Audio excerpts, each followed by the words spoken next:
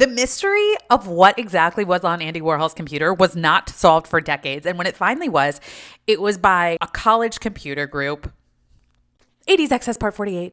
Andy Warhol always talked about wanting to be a machine. His artistic process was very machine-like. It was very streamlined. His responses to interviewers were often very robotic. It would be so nice if you told me a sentence. Let me ask you some questions that you can answer. Oh, no, but you repeat the answers, too. And then you made... And then I made... His approach to art in general was almost like that of a robot at times, which seems antithetical to being an artist. But according to Andy Warhol, making money was the best art. So you can't really blame him. Anyways, I literally just dropped it, but this video is dedicated to my friend Mike's book. He just wrote a book. Hold on. Obviously, this is not sponsored. I'm just a proud friend. But Mike is a very talented late night TV writer, and he just wrote this book called Good Game, No Rematch. It's like a memoir told through video games. So if you like some of the themes of this video, I think you'll like this book, and you can go to his page. Tell him that I influenced you.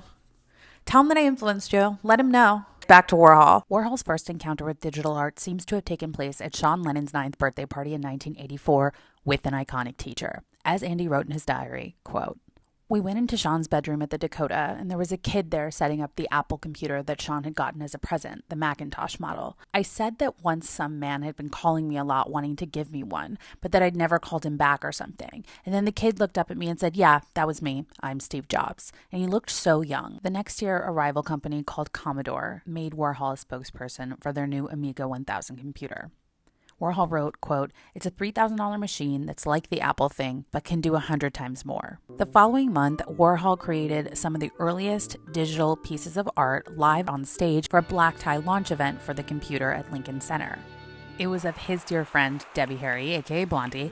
And if you know me, you know that I'm obsessed with that Steven Sprouse dress that she's wearing. That collection is fucking incredible, and you can't find it anywhere. Anyways, we know that Andy continued to make art on that computer, saving the work to floppy disks, but they just went into his archives. No one ever tried to open them. And to understand how that could be, this is what you have to get, okay? Andy Warhol was a pack rat and saved everything. Warhol amassed over 600 of these time capsules.